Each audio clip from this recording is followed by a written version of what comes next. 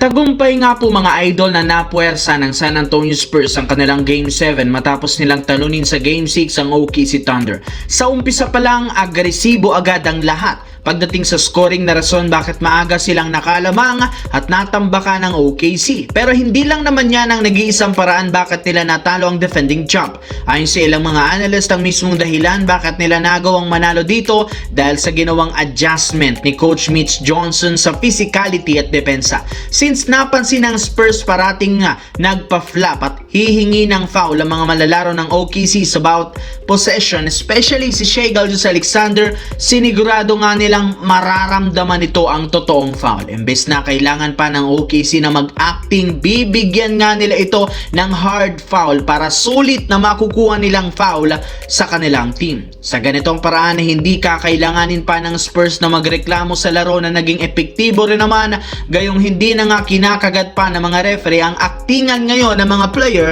ng OKC Thunder. Samantala, nawala nga ang ngiti sa mga mata ni Shai Gilgeous-Alexander matapos silang matalo sa Game 6. Pero hindi rin naman ito nakapagtataka ang ganitong pangyayari gayong ilang taon na rin naman silang natatalo pagdating sa Game 6. Sinabi nga ni SJ na naging sobrang lamyan ang kanilang performance ng OKC sa umpisa ng lalaban at hindi nga sila nakabawi at nagawang makapag-comeback.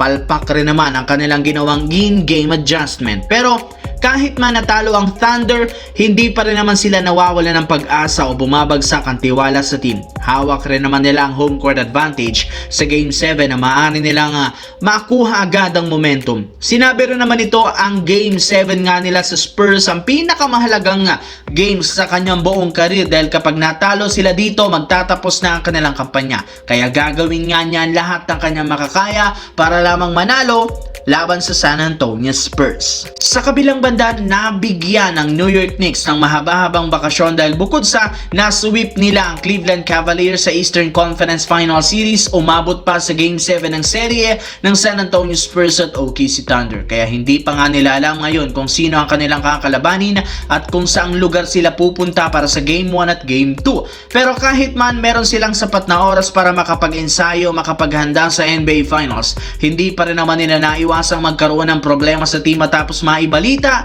na nagkaroon ng injury ang kanilang backup center na si Mitchell Robinson bago pa magsimula ang susunod na serie. Ayon sa inilabas na balita ni Shams, nagtamo nga ng broken right pinky finger kung saan ibinulgar ni Shams wala itong timetable kung kailan ito makakabalik at makakapaglaro muli sa lineup.